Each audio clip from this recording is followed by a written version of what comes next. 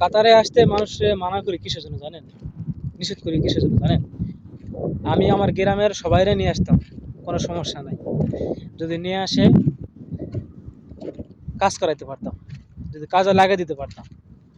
কিন্তু আজ দেখেন কাজ নাই বিদায় কেউ মেসেঞ্জারে, কেউ কমেন্টে আসে বলতেছে ভাই একটা কাজের ব্যবস্থা করেন।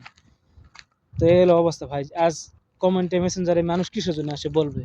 কারণ হচ্ছে কাজের অবস্থা খারাপ, কাজ কম আছে বিদায় মানুষ আসে এভাবে বলতেছে। তাছাড়া মানুষ আসে বলতো না।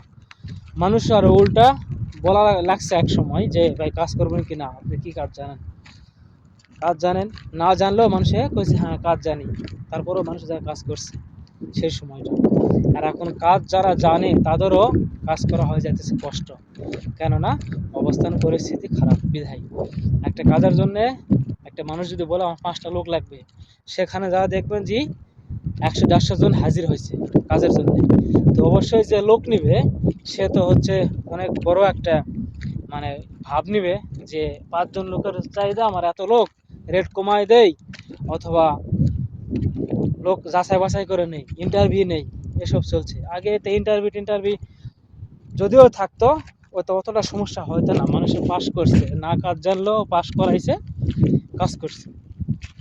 তে কাতারে যখন একটা জিনিসের যখন অবস্থান খারাপ হবে তখন সব কিছু ভালো করে যাচাই করে না। অনেকে বলে যে ভাই কাতার আর ভালো হবে কি না, কাতারে ভবিষ্যতে আর কি হবে। ভাই ভবিষ্যতে তো কথা তো আমরা বলতে পারবো না, কিন্তু একটা কথা মনে রাখবেন, যদি আপনি থাকতে চান কাতারে, যে না আমার প্রবাসে থাকা যাবে, থাকতে হবে, এত টাকা খরচ করে আসছি প্রবাসে থাকতে হবে, তাহলে আপনাকে কয় টাকা বেতন সেটা না দেখে কোনো না কোনো একটা কাজে ঢুকে যান, তাহলে আপনার জন্য খুব উপকার হবে।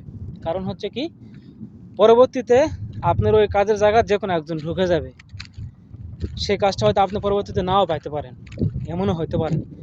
অতএব এটা কখনোই ভাববেন না যে বেতন কম, এত কম টাকায় চাকরি করতাম, দরকার নাই, আগে অনেক বেশি টাকা ইনকাম করছি, এখন এত কম টাকায় চাকরি করতাম না, বাড়িতে যায় 3-4 মাস থাকে, পরে আবার আসে, পরে কাজ করি। আপনি বোঝেন একটা জিনিস, বাড়িতে গেলেন, যায় 3-4 মাস থাকছেন, থাকে আবার আসছেন কাতার, আসে দেখছেন যে আর কাজ কাম আরও নাই, আরও কমে গেছে, তখন আপনি কি করবেন?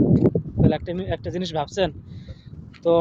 যখন দেখবেন যে একটা অবস্থা খারাপ, এই অবস্থান খারাপ থেকে ভালো হইতে গেলে অনেক সময় লাগে, অনেক একটা সময়ের দরকার হয়। তো কাতারে এরকম হয়ে গেছে, হঠাৎ করে খেলার পরে যেরকম হয়ে গেছে, দেখেন আজ কয়েক মাস হয়ে গেছে, বছর শেষ হয়ে গেছে, 24 সালে চলতেছে, তারপর দেখেন কাতারের অবস্থা কিন্তু ঘুরতেছে না।